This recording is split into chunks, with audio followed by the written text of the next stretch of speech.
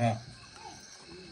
ita bang phat ha mu the im jibin ma sapinin pathe thang ba num hanlang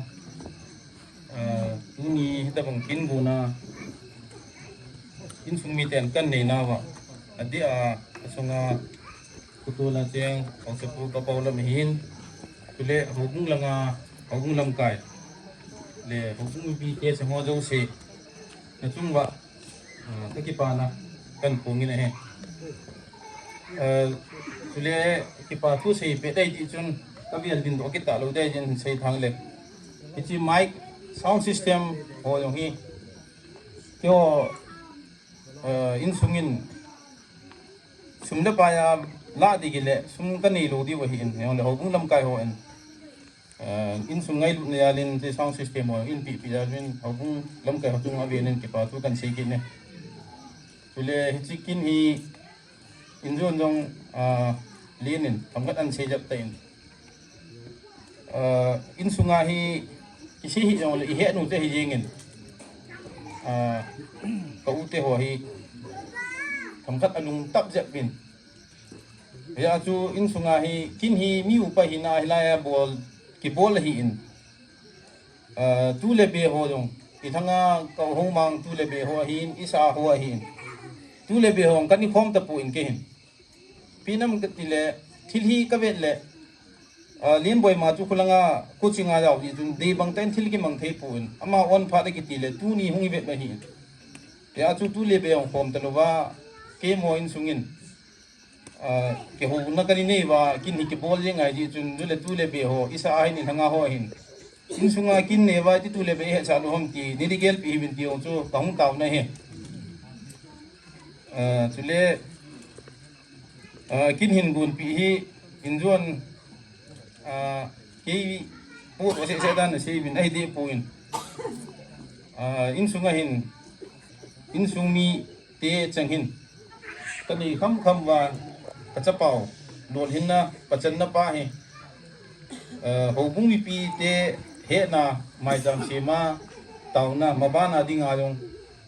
adam theina achi theina athip theina dinga taw na mai cham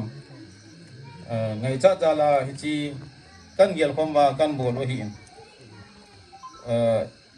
chule lin bo hi he nu cho hi in ain photo sim hi tu ni in tha ten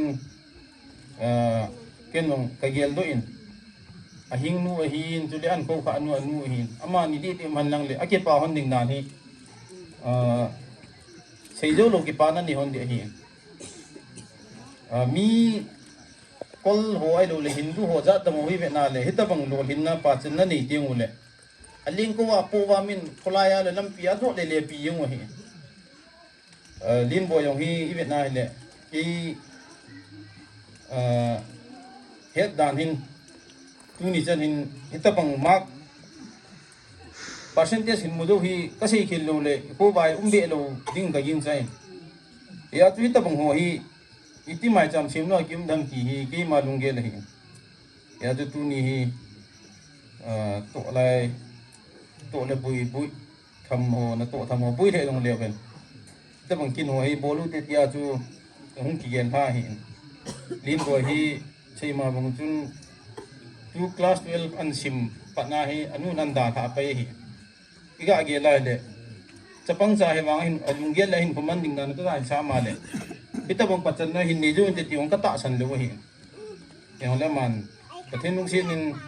hobung mi pi te thum ni la taw na hi in tule pi le pu te ho phat the bu na chan na ja la hi in ta bang dam se la lo hin na pachan nan ni hi ipa pi ma ma jengin tule sipana ka sei nung ki chu tua tu ni no ila wa hung la en nung ka ko jang dun hi in la lam hi na ma ni yong kin ayong hat pi bin ama ni dong hi sei ma bang chun lin boy kere ra ma ni no changem hana pan na sa ta la ho na hi ti ke sei le sang ta yong le pin dola ju ka chanu hi tan la lam hi ama yong in sung i ta bangai lu the yong le ko yang lu nin angai lu lo wa ai lu le ko sa lu le lin boy chu nga yong ki sala hon lu di hi ti tu ni ama ni ja le nyong ave len ki pa thu kan pungin yong le tu din muna yong hi in sung mi te in kasok jo lo hi in yong le ma ni in lin boy ding masang ding gel na in ina mo sang in na ti honin exam an chai hung do to chun saikula ipik center ki silaya kun coaching ala sa akin onin SSC foundation course ya to sumle pa yong he po na mani po to han hi ya mani in sunga su mil thelo keu in sung dinga su mil thelo hi ne ti yong su tu ni the pi maya kan phon do hi in ya tu ni yong amani yong nong te ti hon de ka ti le in sa to na to ti hon boi the hon in hi yong le amani in sung ngai lu na ya la tun ha yong lai kin hong den pi jewin amani chunga avenin ki pa tu kan sei kin ne yong le lin boy kere ra he su mil thelo kêu dinga ka unu hin ama dinga ni nu hin ko ki kim jong uni hin am ta puin hi jong le lin boy school hong kai lai abui lai ti de hin lai ta chun ni nu hin jong na sa kan pan ni lai lin boy ni ko sa ma yeng ya tu tu ni anu te ni hin ani te ani hin amo chang jong he tha ten gel do om ki ni ya chu amo panna na ya la ama hu chan chan hung do ti chu ka ga phun do kin tin ka sei ma bang chun jo le ko sung mi te ho bung mi pi te o jo si in taw no te thua in jo le i cha pau i nau pau i tu pau wi tin kho na ni pi diu malama jong ama hi ama chi na thim na het na lo thin ki hit lo pathina pu na yong pan pi na dam theina ha na chi na thim na ni thina dingin taw no tu nin jong le til kho the tin ni til kho pi vin ti jong chu vela request kan bol ki ne ma pa ti hina e chun thu jong sei ding tam ta kan ni nai wang sei lang oi lang ho ki ka sim sum ding i chun tam sei dang ga ting sei mo sa kan sei na hi chun hin tin tu chunga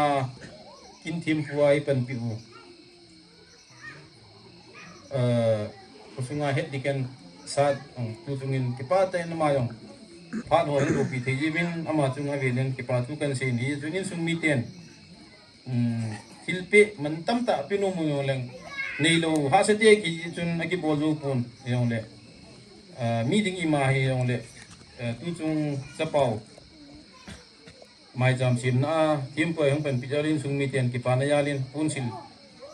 kan sil pi no min ti chu hing sil pi win tin ke ma pha chan chung itan ti